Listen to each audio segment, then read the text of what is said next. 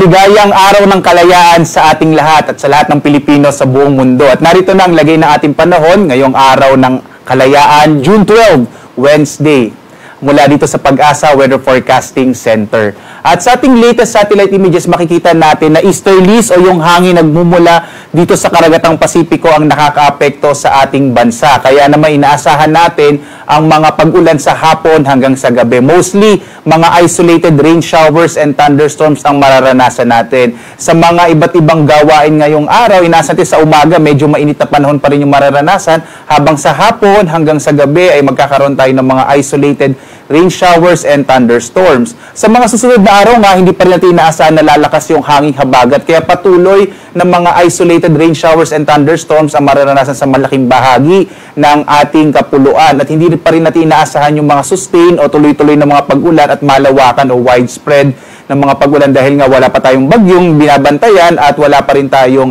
malakas na habagat. Sa ngayon nga, base sa ating pinakahuling datos, wala pa tayong minomonitor na anumang low pressure area o bagyo na maaaring mabuo o papasok sa loob ng Philippine Area of Responsibility. Kahapon, nalusaw na yung low pressure area na ating minonitor.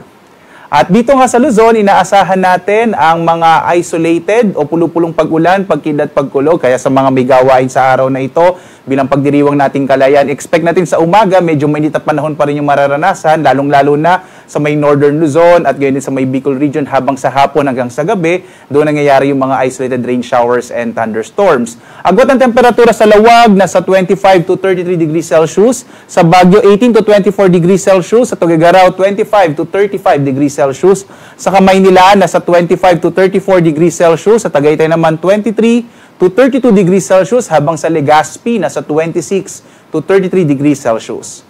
So dumako naman tayo sa Palawan, Visayas at Mindanao. Sa Palawan, inaasahan din natin ang mga isolated rain showers and thunderstorms. Ang agwat ng temperatura sa Kalayaan Islands, 26 to 33 degrees Celsius. Sa Puerto Princesa naman, 25 to 33 degrees Celsius.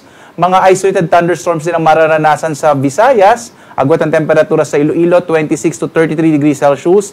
Sa Cebu naman, 26 to 33 degrees Celsius. Habang sa Tacloban, 25 to 32 degrees Celsius.